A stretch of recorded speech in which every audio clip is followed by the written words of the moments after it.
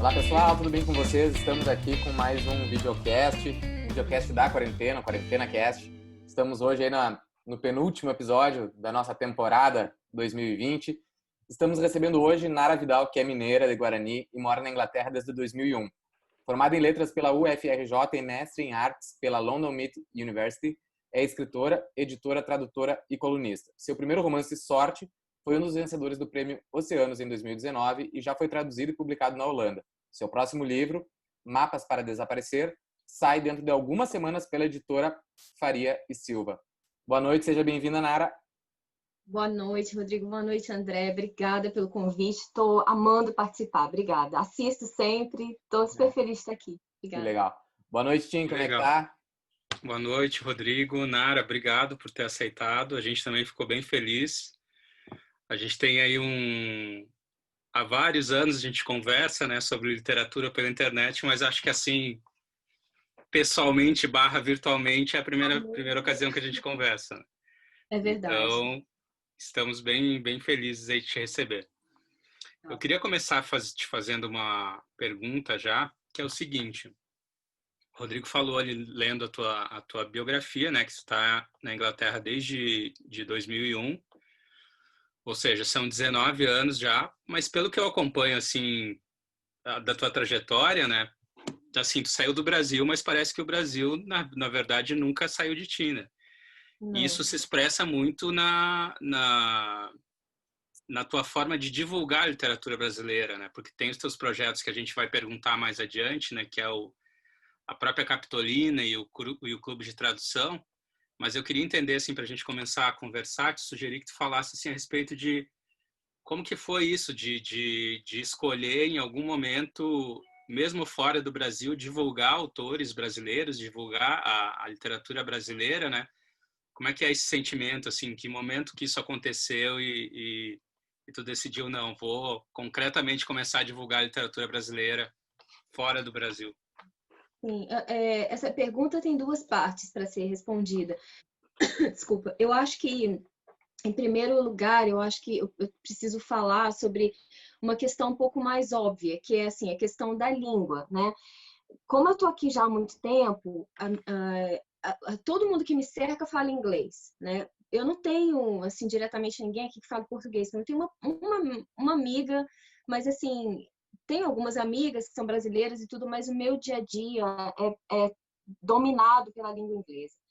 E eu sempre trabalhei, sempre estudei línguas e eu sei da importância que isso tem para a identidade da pessoa, né? Então, assim, eu tenho filhos que eu quero passar isso adiante, a questão da língua portuguesa, até por uma questão de comunicação deles com a minha própria família, né? Para tentar facilitar esse encontro.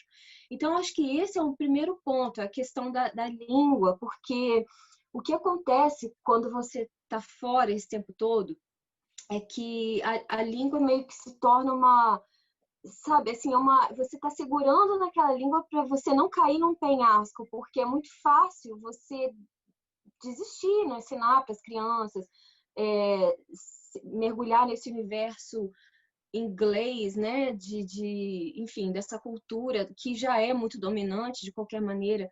Então, a língua é para mim assim uma salvação, no sentido assim, é como eu mantenho a minha identidade, as minhas origens, e eu faço muita questão disso.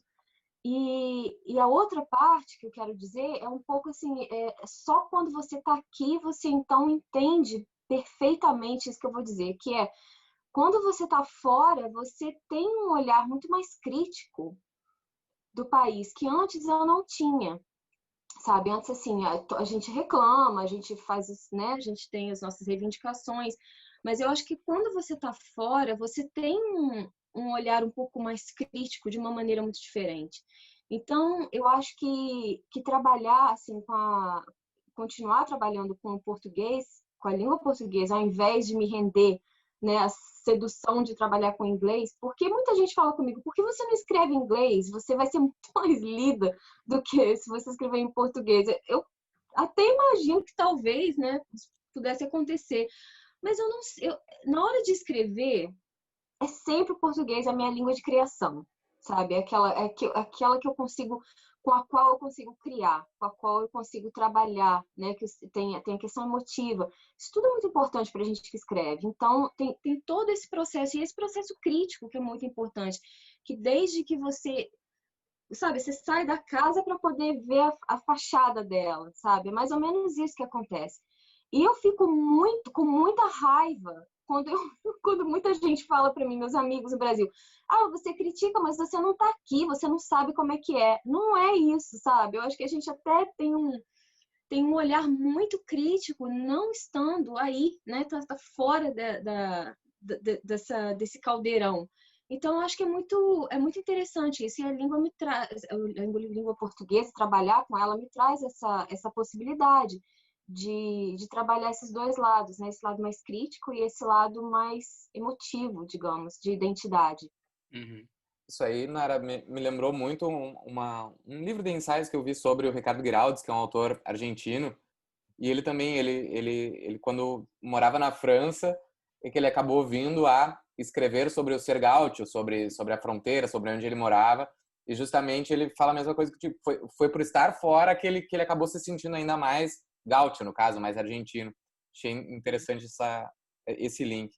E eu queria aproveitar, já que o Tim tinha perguntado, então, esse princípio, eu gostaria de saber que tu explicasse pra gente como é que funciona a Capitalina, o Clube de Tradutores, enfim, como é que funciona pra gente saber aqui do Brasil?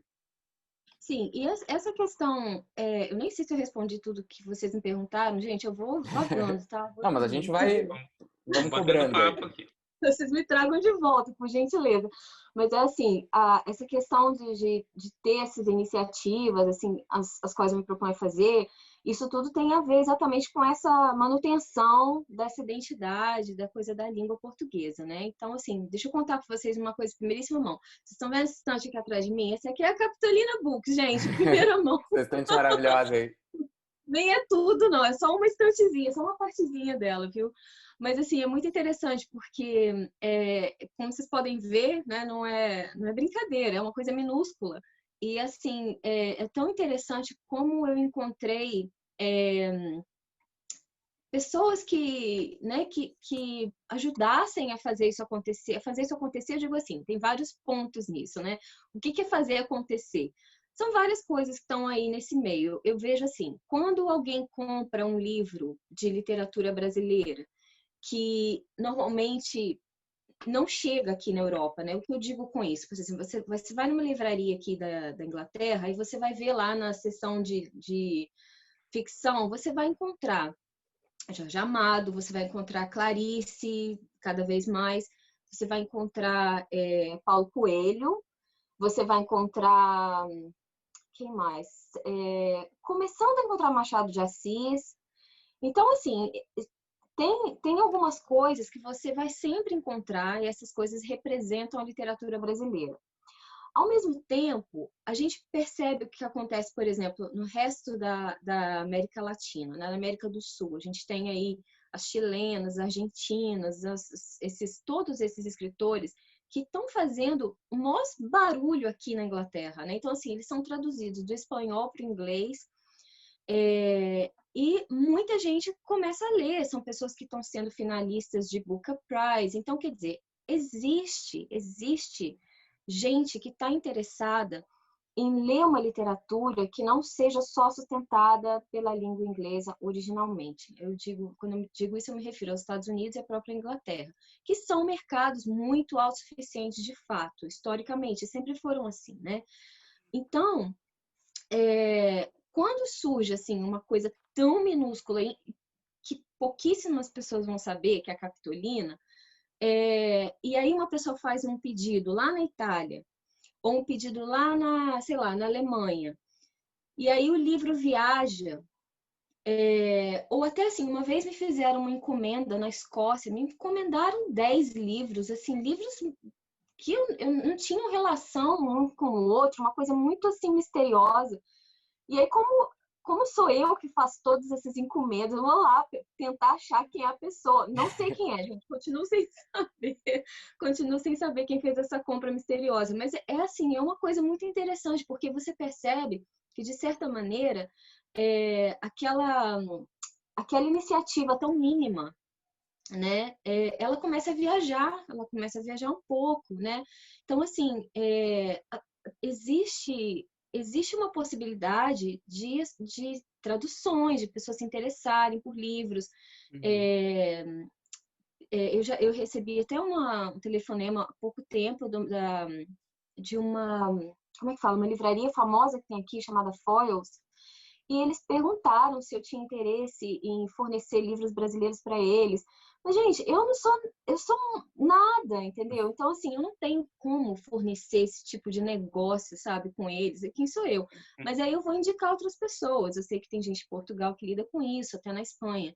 Mas eu acho interessante que, uma vez que você entra, né, começa assim, a explorar um pouco esse ambiente, né? Essa parte do mercado, você começa a querer se interessar, você percebe que pode existir em algum momento interesse, sabe? E mesmo que seja um grão de areia, de alguma coisa. Eu vejo assim, a Capitolina mesmo como uma vitrine, sabe? Uma oportunidade de colocar livros expostos e dizer que, olha, sim, é difícil achar livros brasileiros por aqui, é dificílimo achar livros brasileiros de editoras, a gente chama de independentes, né, aquelas menorzinhas, mas é muito difícil, mas existe um lugar que talvez você possa encontrar algumas coisas, e eu posso sugerir algumas leituras.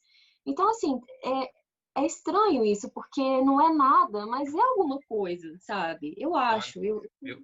Viu, Nara? Eu queria, de repente, só sintetizar assim, para as pessoas entenderem do que se trata a Capitolina, né? Porque, assim, é uma livraria virtual cujos livros, na maior parte das vezes, vêm das tuas viagens ao Brasil, certo? Viaja para o Exatamente. Brasil e geralmente volta com vários livros na mala, que são os livros que, porventura, vão acabar na vitrine da Capitolina. E aí queria, Exato. inclusive, citar um exemplo concreto, porque tu mencionou o negócio da tradução, né? O próprio Modos Inacabados de Morrer, que é o meu romance, é um exemplo disso, né? Que o tradutor italiano tomou contato com o livro. Eu não sei se ele viu pela Capitolina ou viu nas redes sociais, mas no fim ele recorreu à Capitolina para conseguir o livro, né? Sim, o Giacomo, exatamente, André. Isso. E assim, às vezes, eu acho sempre importante a gente falar dessas iniciativas, porque aquilo que eu falei, não é nada, mas, sabe, de repente, o meu livro, por exemplo, Sorte, foi exatamente isso que aconteceu. Ele estava lá na vitrine, e aí veio antes dos oceanos, antes de qualquer coisa, ele foi lançado, e aí eu trouxe uns exemplares comigo, deixei na vitrine, e aí é até engraçado, porque eu sempre coloco os meus livros mais para baixo, que é para mostrar que eu não estou me favorecendo, sabe? Assim, eu fico meio coisa com isso. Mas esse editor da Holanda, ele entrou em contato e pediu alguns livros, e o meu era um deles. E aí não demorou, ele entrou em contato falando que ele também era tradutor e ele queria me fazer uma proposta de tradução. E foi muito engraçado, porque isso foi muito antes do Oceanos. Eu acho engraçado porque muita gente tem essa ideia de que com o Oceanos o livro foi Da tua traduzido. curiosidade. Uhum. Mas não foi, entendeu? Foi antes, coincidiu que depois do Oceanos ele ficou pronto. Mas esse livro está sendo trabalhado desde que foi lançado, em 2018. Então, isso tudo é meio coisa da Capitolina, né? Da livraria, que é de fato online, que eu mando os livros físicos para as pessoas que fazem os pedidos, mas que é assim, é tudo online. Eu vou ao correio, eu entrego tudo, eu faço os pacotes, coloco umas surpresas, entendeu? Sim, gente, é tudo dessa maneira. Mas é muito bom, porque é uma outra forma que eu tenho, de uma forma muito egoísta, né? De estar próximo daquela cultura, próximo dos autores que eu conheço de mídia social, né? De rede social, enfim. Uhum. Então é interessante para mim tudo isso. Eu acho que às vezes os dois lados se beneficiam dessa forma. Com certeza. Sim, e é difícil mensurar o valor disso, né? Porque ao mesmo tempo que você diz que, muito modestamente, que é uma coisa pequena, e é pequena em proporções físicas, mas olha o impacto de ter um livro traduzido, sabe? Com certeza. É uma coisa Como é que muito ele ia ser improvável achado de do nada lá acontecer, né? na... É muito Não, improvável, sabe?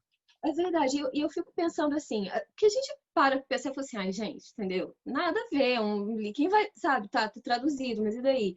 Mas aí quando você para pra pensar e fala assim, não, gente, eu não venho de uma companhia das letras, entendeu? Não, a gente Exato. sabe, devagarzinho e tal. Então a gente vai conseguindo as coisas aos poucos.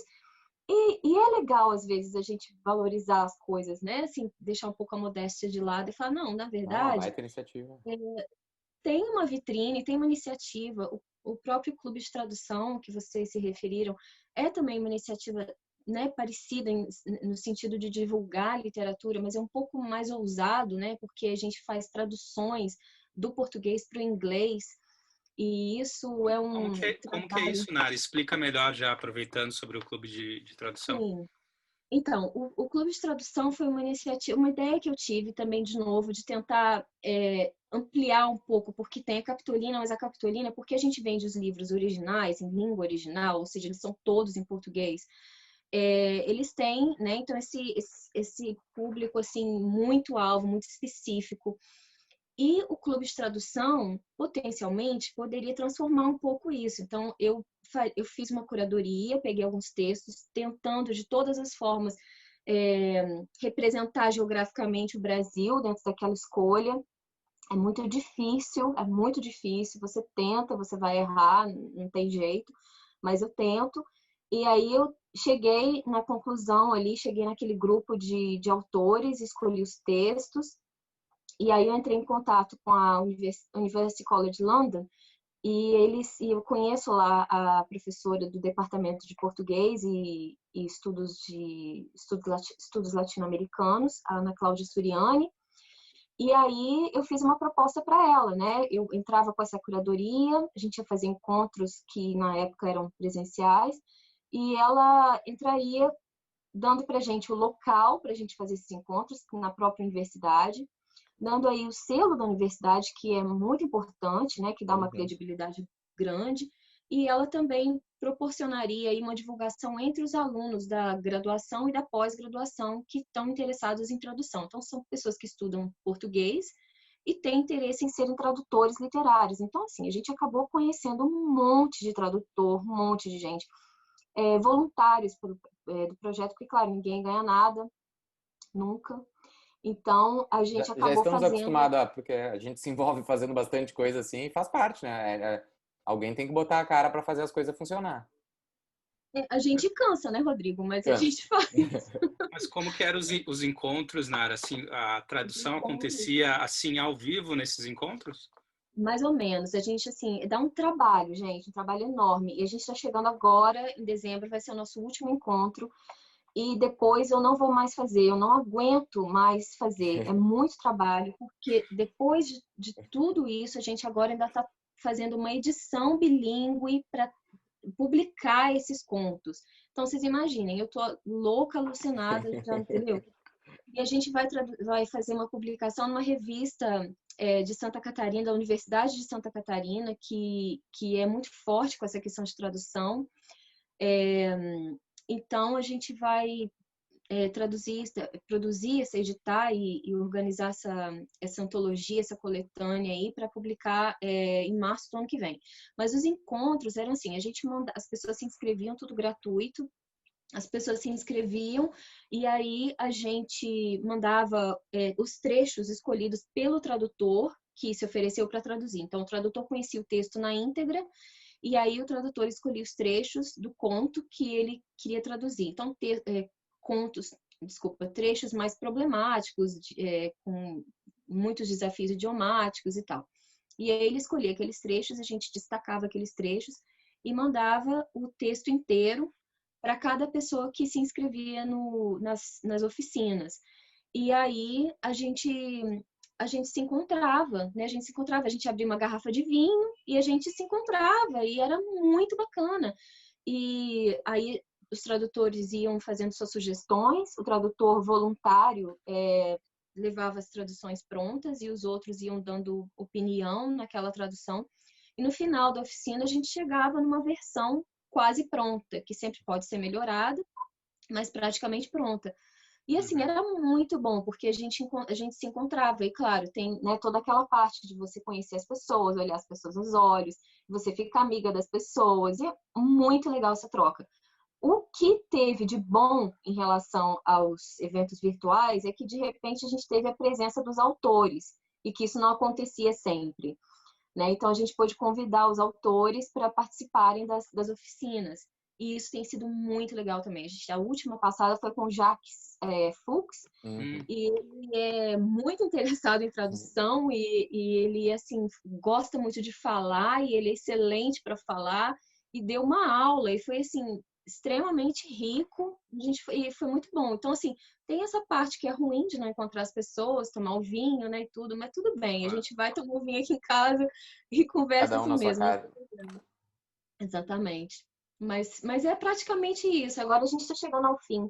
Mas foi muito interessante, foi uma experiência incrível. E muita gente que a gente conheceu, né, dos tradutores, que são pessoas realmente interessadas, capacitadas, comprometidas, né, em divulgar também a literatura brasileira ou em língua portuguesa, né? Então, assim, foi muito interessante, muito interessante.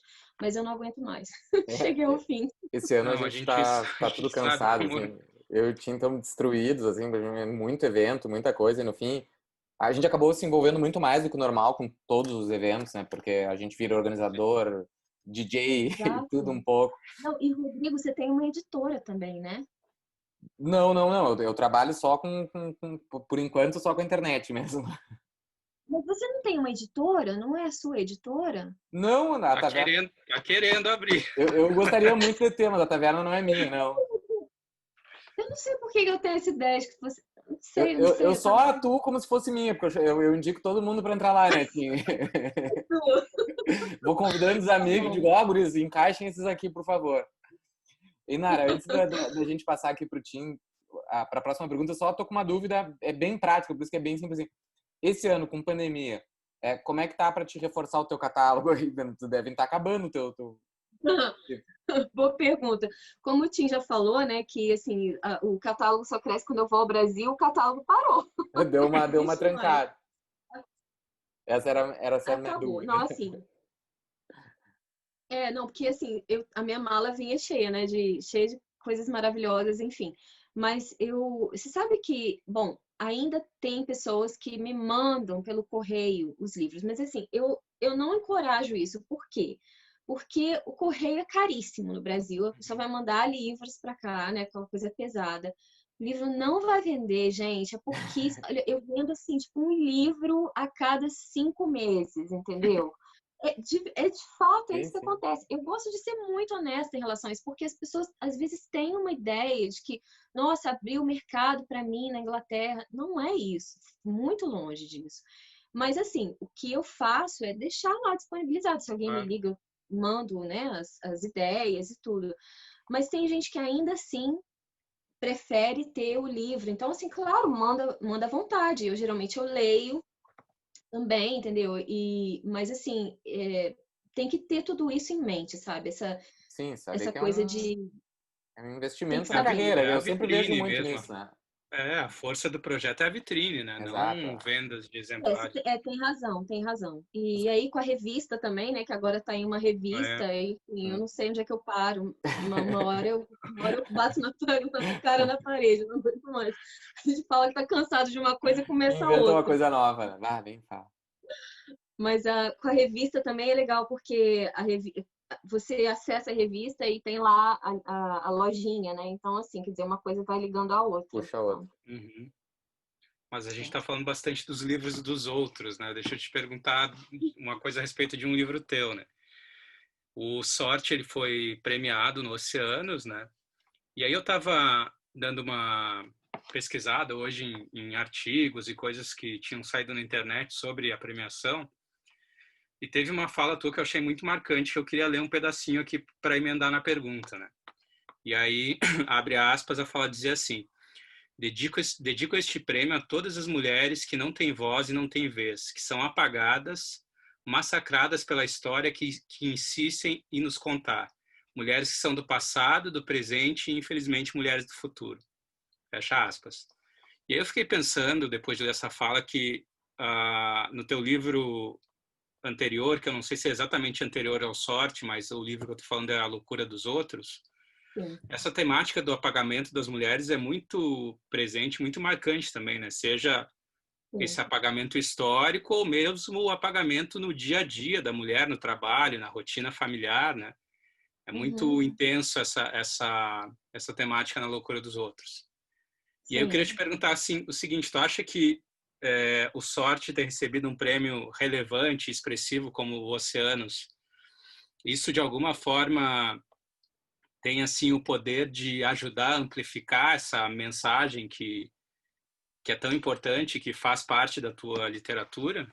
O que tu vê sobre isso? Então, Tim, eu não sei se ajuda, mas assim, você veja que outro dia eu estava me perguntando assim, gente, por que quem que falava? Eu acho que era o Borges que dizia que um autor escreve sempre o mesmo livro, né, dependendo do tempo, só muda o tempo, o tamanho, mas é sempre o mesmo livro. Eu fiquei pensando, né, que, de fato, é um tema recorrente no que eu escrevo. E aí eu pergunto, né, como não ser um tema que, assim, me desperta, por exemplo, é um tema que me perturba diariamente. Vocês vejam o que aconteceu hoje com aquela moça que teve um julgamento do estuprador e tudo mais. Ou seja, são as mulheres apagadas, gente, entendeu? Isso aqui é uma coisa para muito tempo, isso vai demorar muito tempo. Então, assim, eu não acho que o que eu faço sirva para desculpa, eu nem lembro a palavra que você usou, Tim, mas uma coisa que sirva para ampliar ou divulgar mais esse debate. Mas, assim, porque não é uma coisa muito panfletária, não. Eu absolutamente não quero fazer literatura panfletária, mas, conforme você disse, dentro desse aspecto literário, é um tema que está sempre voltando. Então, assim, se essa literatura serve para falar de assuntos importantes e urgentes, então que bom, né? Eu acho muito bom. Mas o meu compromisso é simplesmente só com a ficção, né? Só com a ficção. Mas, coincidentemente, ele vai bater em coisas que, de fato, me despertam incômodo, né? A gente sabe, a gente escreve sobre essas coisas A que literatura está aí para isso também, né? Exatamente. Então, assim, isso tudo tem a ver, né? São coisas que me incomodam profundamente, coisas que eu não resolvi, né? Coisas que não estão resolvidas ainda na minha cabeça. Coisas, claro, tem reflexos da nossa vida, tudo isso tá tudo lá, né? Ficção que a gente faz, que a gente escreve. Mas, de fato, eu acho que essa fala, eu falei isso para agradecer o prêmio, eu me lembro, e é uma coisa assustadoramente atual, né? É lamentável, mas é isso que acontece. É muito marcante a fala, assim, e tu mencionou essa história da moça hoje do julgamento, né? Só para a gente situar as pessoas, o termo foi estupro culposo. Né? Você sabe, gente, absurdo. é um absurdo, tô completo. Falta palavra, sinceramente. Eu sou do judiciário, assim, e cada vez mais tenho vergonha de fazer parte desse circo aí que a gente se colocou, porque é constrangedor. E, infelizmente, a gente que está nos dias em audiência, enfim, a gente acaba lidando com muito juiz despreparado, muita gente que vê pessoas só como número de processo, como eu falo ali no Ainda que a Terra se Abra. E aí depois ficam reclamando quando o judiciário é atacado, mas esse é o nosso judiciário no Brasil, é muito vergonhoso. E eu conversava com algumas pessoas hoje sobre esse caso da moça, né? E a gente estava falando assim, mas o que esperar de um país que é governado por um presidente que disse a seguinte frase, né? Eu só não te estupro porque você não merece. Gente, Esse tipo de coisa mais do que nunca está sendo endossada no Brasil, Exatamente. Né? Essas pessoas sempre estiveram aí, só que agora elas se sentem encorajadas Exatamente. Elas estão representadas, gente, por um presidente da República, sabe? Tipo assim, tem agora o aval, né? Eles acham que tem esse aval dessa pessoa que está lá no topo do poder no Brasil. Então, assim, é muito difícil. Eu, honestamente, sabe, de novo, assim, eu tô sempre ligada. A primeira coisa que eu faço é ver noticiário no Brasil. E, assim, gente, é uma loucura atrás da outra, sabe? Eu escrevo uma coluna no Jornal de Minas, né, toda semana. E é impressionante, todas as vezes que eu sou mais direta em relação a críticas ao Bolsonaro, vocês não têm ideia da quantidade de xingamento nos comentários. Gente, é absurdo, sabe? Tipo assim, tudo bem, tem que gostar do meu texto, pelo contrário, vamos lá, fala o que você quer falar. Mas é impressionante como as pessoas defendem uma coisa que não podem, não tem como você defender. Defender o indefensável, né? A gente precisa. Eu assim, gente, eu não vejo a hora desse pesadelo passar, sabe? Sinceramente, eu fico pensando, né? Que luta é essa no Brasil? Um vírus e é isso, entendeu? 2 vírus. 2, né? É. Nara, vamos para antes de ir para a segunda parte aqui do nosso vídeo, só queria, a gente trouxe aqui a ideia, a gente queria saber, assim, tu escreve os livros, né, mais adultos, enfim, de temáticas mais contemporâneas ou não, mas tu também escreve literatura infantil, né? E aí a pergunta é como é, enquanto autora, daí fazer essa troca de chave aí para esse ambiente mais lúdico aí, né? Pois eu, sinceramente, tenho escrito cada vez menos literatura infantil. Eu acho que coincidiu com os meus filhos muito pequenos. E quantas vezes eu roubei a ideia deles, gente? Totalmente, assim. Tá igual o Juan Rulfo, parei de escrever porque o meu tio que me contava as histórias não tá mais aqui, aí meus filhos cresceram, não tem mais. A fonte secou, não tem mais. Mas é mais ou menos isso, sabe? Assim, eles falavam coisas que me despertavam, assim, vontade de escrever. Assim, é engraçado porque tem o último livro, eu lancei um livro esse ano, Infanto Juvenil, e assim, tem menos divulgação, né? É engraçado isso, porque assim, quando eu lancei o livro, eu entrei em contato com um monte de gente, de jornal, essas coisas, e é impressionante como que no Brasil não existe suplemento para literatura infantil. Não tem. Tipo assim, você não acha. Você acha às vezes uns blogs, né, e tudo. Mas assim, nos jornais, né, vamos dizer aí no Globo, na Folha, no Estadão, sei lá Formar onde. leitores não é uma preocupação desse país. Não, gente, mas eu acho isso impressionante. É igual você vai nessas feiras literárias e não tem os escritores de literatura para criança. Eu acho isso uma coisa tão assim sem nexo, não faz muito sentido, né? Porque assim, a gente fala, tanta gente reclama que é literatura, ninguém lê literatura de qualidade, não sei, seja lá o que for isso. Mas assim, a gente está cuidando desses leitores, a gente está formando leitor, a gente não dá nem voz para quem escreve para criança. Como é que a gente vai querer, sabe? Eu acho uma falta de lógica completa nisso. Mas o que eu queria... Desculpa. Não, só fazer uma observação que aqui no Brasil, literatura infantil está ganhando destaque, infelizmente, só quando está envolvida em alguma polêmica. O último caso, por exemplo, foi a tentativa de reescrita por algum grupo de olavistas, que eu nem lembro direito o que é, mas reescrever clássicos infantis. Né? Eu vi, André, quase morri. Eu vi. Eu cheguei a ler uma das histórias, assim, gente, sem explicação. Sem explicação. E assim, e eu notei isso, sabe, quando eu tentei divulgar um pouco mais o livro que eu tinha lançado. Mas assim, é muito engraçado porque esses livros que eu tenho escrito os infantos juvenis, e são assim, na verdade, eles são para pré-adolescentes, né? Então, assim, a meninada lá de 9, 10, 11 anos, de repente, eu curti.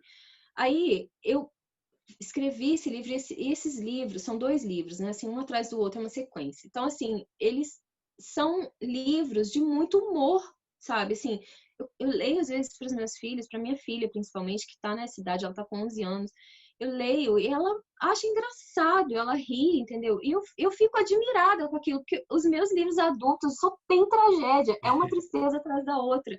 É só coisa ruim acontecendo, uma coisa cada uma mais perturbadora que a outra. Aí você vai nos infantis, é tudo mais leve, engraçado e tal. Eu não sei como eu faço isso, assim. A gente senta para escrever, às vezes quando eu escrevia mais infantil, eu não sabia o que ia acontecer. Você tem uma história para contar e aí você começa a escrever, tá, isso aqui vai ser um infantil. Ou então essa história aqui, ela vai ter ela vai ter mais uma, né, vai entrar para esse eixo aqui e vai virar um adulto. Então, assim, não tem um preparo, né? A coisa acontece, assim, nesse sentido, mas eu acho que se eu tiver que, assim, caracterizar uma coisa, diferenciar uma coisa da outra, seria, então, assim, a literatura infantil tem sempre esse lado mais leve e engraçado, porque eu gosto de literatura infantil que seja engraçada. Eu acho, outra coisa que eu fico impressionada é a quantidade de livros sérios, sabe? Livro sério para crianças, livros, assim, com umas temáticas seríssimas. Gente, o humor é uma coisa fina, uma coisa, sabe? Você tem que tentar nutrir aquele humor, uma coisa inteligente, entendeu? As pessoas têm que ter um senso de humor apurado, tem que começar desde cedo.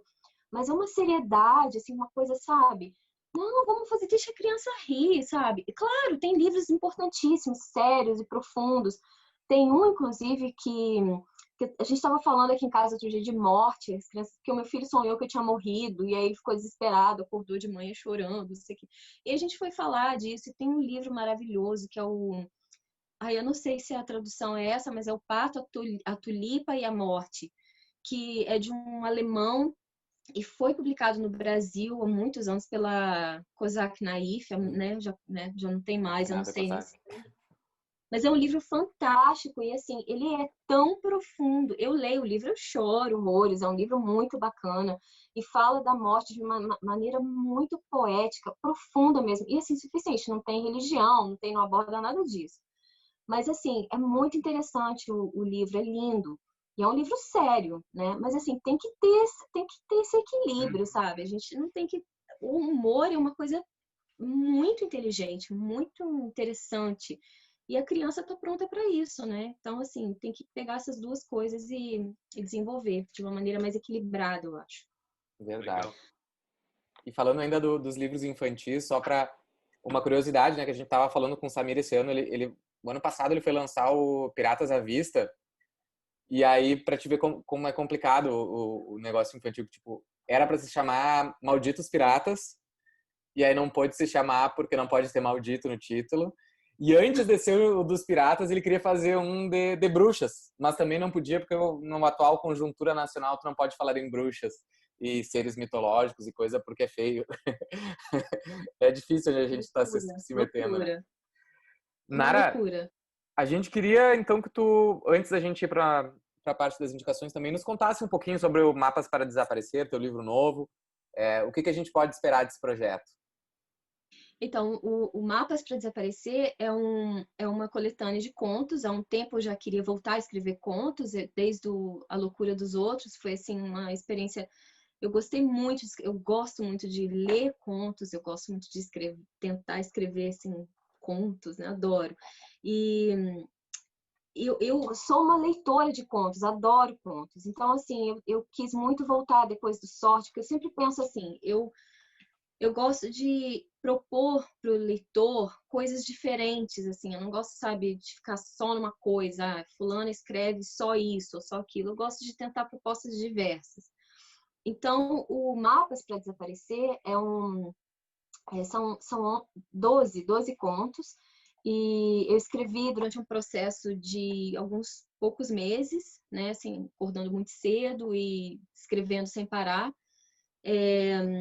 E esses contos, a minha agente, que é a Lúcia Riff, ela enviou então para essa editora que esse ano agora nasceu, né, esse ano, que é a Faria Silva, que é do editor Rodrigo Faria Silva, que antes era da SESI, São Paulo, que tem uma história muito sólida e impressionante de edição, e agora está com a casa própria, eu acho que ele vai fazer coisas incríveis. E o Rodrigo gostou do original e ele pediu para publicar. E a minha surpresa foi que o livro sai esse ano. Eu achei que esse ano nada fosse acontecer. Uau. Inclusive porque eu tenho, inclusive, um romance para sair no ano que vem com uma outra editora. Eu não posso contar ainda, mas é uma outra editora. E um romance já, assim, já até comecei a conversar com a editora e tudo. A gente já está andando. Mas... Então, eu achei que fosse aquilo, né? Mas o livro de contos ainda vem antes de tudo isso. Eu fiquei bastante feliz, porque eu adoro conto, então vai ser legal. Vai sair agora, acho que no final final de novembro, iniciozinho de dezembro. Ah, Aí eu que queria legal. fazer um lançamento, né, gente? Mas, enfim, Ah, por não sei enquanto. como é que se faz um lançamento online, sei lá, é Ó, uma coisa muito pergunta estranha. pro Tavares e pro Tim que eles sabem. Pois é.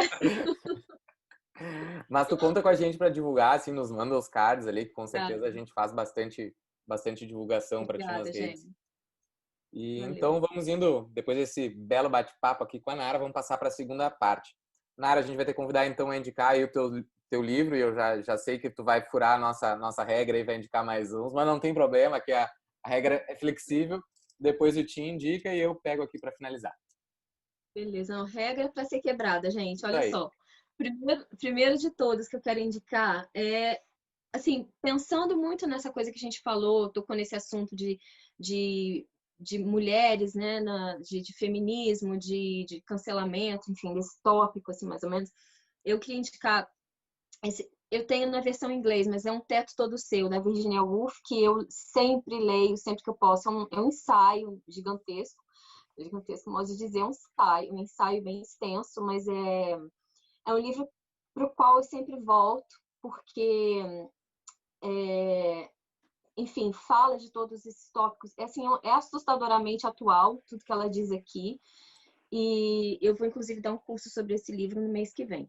Então, assim, Virginia Woolf é uma das minhas favoritas. Eu adoro Virginia Woolf. Então, esse aqui fica sendo um deles. O outro é esse aqui, que ganhou o primeiro lugar no Prêmio Oceanos, no ano passado. Uhum. E é fantástico, é o Luanda Lisboa Paraíso, que é um livro que me fez chorar muito, é um livro muito lindo. E esse tem a dedicatória especial da autora, então esse aqui é bem especial. Quando a gente se encontrou em Lisboa, né, para a premiação do Oceanos, foi bem especial. E é um livro lindo. E ela escreve, tudo que ela escreve é muito bacana. Ela está de novo como semifinalista aí do Oceanos, então, assim, ela é realmente incrível, a Djamila Pereira de Almeida. E o outro não tá no Kindle, então não posso mostrar para vocês, porque tá aqui no celular. Mas, gente, eu nunca tinha lido, eu estou lendo, tô quase acabando. Eu nunca tinha lido, não é vergonha nenhuma dizer isso, tá? Nunca tinha lido, é um clássico, Crime e Castigo. Gente, eu tô Ah, eu tô impressionada. Eu lendo nunca também. tinha. Tô lendo Eu também. acho que é por isso que eu vou falar, porque assim, a gente não é obrigado a ler todos os clássicos, saber todo. Até tem coisa que a gente ainda não leu. Então, eu estou lendo Crime e Castigo, estou amando, amando. Tô assim, por que que eu não li isso antes? Mas assim, tô devorando o livro, tô quase no final, comecei semana passada e tô adorando. Imagina, tudo que eu tava perdendo. Agora eu vou começar a ir atrás de Dostoiévski, para lá e para cá, o Eu tempo tô lendo. inteiro. Sabe, Nara, que esse ano, antes de eu passar pro Tim, só para não perder o assunto, esse ano eu tô. Porque o que acontece? A gente, enquanto autor brasileiro contemporâneo, há uma necessidade de saber tudo que está acontecendo agora, né? Então faz muitos anos que eu tenho focado praticamente só em brasileiro contemporâneo. Só que a minha formação literária ela Sim. sempre foi muito mais Érico Veríssimo, livros mais antigos, enfim. Então esse ano eu estou intercalando, assim, me permitindo até ler mais clássicos do que, inclusive estou relendo O Tempo e o Vento, que também faço isso de 2 em 2 anos. Então, tipo, tá sendo uma experiência super interessante. Alguns anos atrás eu já tinha lido alguns russos, alguns eu não consegui, tipo Guerra e Paz. Eu desisti lá pela página 90 de descrições de personagens, ainda antes de acontecer qualquer coisa, aí eu meio que Mesmo. cansei. Mas eu vou voltar, porque tem livros que, tipo, tem momentos que a gente não tá ainda na vibe. E dou exemplo de 2 livros esse ano que eu voltei para ler. Um foi A Casa dos Espíritos, que é maravilhoso, acho que foi a minha melhor leitura desse ano, e eu já tinha tentado ler alguns anos atrás e tinha... Acho que eu recém tinha visto o filme e não tinha nada a ver com o filme, eu tava com outra imagem na cabeça, não, vou dar um time, então sempre é interessante a gente voltar e dar chance, né? É Mas sim, é legal isso. Inclusive, eu tô para reler Os Sertões, do Euclides da Cunha, gente, porque assim, meu Deus, é um livro enorme, dá muito trabalho, que é um ele é livro, né, trabalhoso. assim, é um livro difícil, é um livro difícil, eu tenho que dizer a verdade. Mas eu vou voltar nele em algum momento. Mas não Enfim. tem problema, né? Tim, o que tu nos indica? Bom, como a Nara é nossa convidada, eu fiquei pensando num livro para escolher assim que talvez os temas se conectassem, né? E aí eu trouxe uma autora argentina chamada Maria Luísa Pombal. Ela é contemporânea do Borges. E essa edição aqui da Cosac Naif, ela reúne 2 novelas dela, que é A Última Névoa e A Amortalhada. Tu tá E aí eu vou ostentando ler só com essa quem edição. faz a... Hã? Tá ostentando com essa edição, né? É. E quem faz a orelha é o próprio Borges, mas eu quero ler um pedacinho, assim, porque é muito interessante a orelha dele. Eu vou ler só um trecho, tá? Para as pessoas entenderem, assim, um pouco do livro. Sei que um dia entre os dias, ou melhor, uma tarde entre as tardes, Maria Luísa Bombal me confidenciou a trama de um romance que pensava escrever. O velório de uma mulher sobrenaturalmente lúcida, que naquela concorrida noite final que anteceder o enterro, intui de algum modo, a partir da morte, o sentido da sua vida pretérita, e em vão apreende que foi ela, quem ela foi e quem foram as mulheres e os homens que povoaram sua vida. Um após outro, eles se inclinam sobre o caixão até a alvorada confusa e ela incrivelmente os reconhece. Lembra-se deles e os justifica. Aí olha o que o Borges diz. Eu disse a ela que essa trama era de execução impossível e de que 2 riscos a espreitavam. Aí ele explica quais são os riscos e tal. Aí vou pular essa parte e ele diz assim, o Borges diz o seguinte, ó. Maria Luísa Bombal suportou com firmeza minhas objeções, elogiou meu juízo correto e minha erudição e entregou-me alguns meses depois o manuscrito original de A Amortalhada. E aí ele rasga um monte de elogios para o livro. Eu achei engraçado, assim, porque é um homem, de novo, dizendo que uma mulher não pode fazer alguma coisa. E a mulher foi lá e destruiu e fez um livro Adorei. lindo. E adorei e essa orelha ficou maravilhosa. É muito bom, gente. Procurem, deve ter estante virtual, sei lá. A Última Névoa e A Amortalhada. Já anotei aqui porque eu não conhecia, não tinha ouvido falar. Obrigada. Legal. Bom, e eu vou trazer aqui na minha velha mania de ser bairrista. Nara, eu sou assim, desculpa. Vou trazer então a fabulosa Estância São Lauro, do meu amigo Guilherme Monteiro, saiu pela editora Estronho e traz esse universo das estâncias, o universo regional, porém trazendo a leveza das fábulas, o olhar mítico. Então a gente tem muitas histórias. O Guilherme Monteiro, que é escritor, também é pescador profissional, então, por suposto, muito mentiroso. Então, as histórias são muito legais de ver e dar risada. É um livro super leve, que ainda conta com as ilustrações do nosso melhor caricaturista lá de Bagé, o Falcão. Não sei se eu consigo mostrar aqui. O cara é um artista genial. Então, saiu esse livro aqui o ano passado, ou esse ano. Esse ano tá muito difícil, que eu nem me lembro mais o que aconteceu esse ano. Mas a fabulosa Estância São Lauro, de Guilherme Monteiro. É a minha dica da semana. Legal. Duas dicas que eu não conhecia, então agradeço, que eu vou procurar, né? Nara, sem palavras para te agradecer. Acho que foi um dos programas mais legais, aí, leves e super produtivos. É um prazer te conhecer pessoalmente, também só te conhecer ali pelas redes, nos acompanhando. As redes são um problema, né? Porque, assim, tem gente... Eu já tive várias surpresas, boas e ruins, né? A gente achava super legal e aí a pessoa não é. A gente, entendeu? Não estou dizendo que é o nosso caso, não, Rodrigo, mas acontece, entendeu? Acontece. E essa aqui é a nossa última convidada do ano, né? Então, fechamos com chave de ouro. Exatamente. Sim. Fechamos em grande estilo. Gente, eu preciso agradecer, viu? Obrigada mesmo. Eu adorei participar. Eu assisto sempre vocês. Eu fico lá, assim, pensando no que vocês estão falando, fico, né, dando opiniões eu mesma na minha cabeça. É muito legal. Eu acho barato, porque é mais espaço. Quanto mais a gente tiver espaço para discutir, conversar sobre literatura, melhor. Então, parabéns. Continuem fazendo. Não parem, não. Vão fazer agora só para férias, né? Só para férias. É o final da primeira temporada. Medalha. A gente tem que providenciar uma medalha, porque são 3 pessoas que assistem até o final. É verdade. É uma delas. Você acha que a gente está brincando, mas é sério. A gente olha as estatísticas lá, são pouquíssimas as pessoas que olham até o final. É pouquíssimo, né? Eu assisto, gente, até o final, sem pular. Por isso que a gente deixa, assim, para falar assuntos polêmicos sempre no último terço. Aí a gente fala mal do Bolsonaro, aí as pessoas que não pensam igual já foram embora. Sacanagem.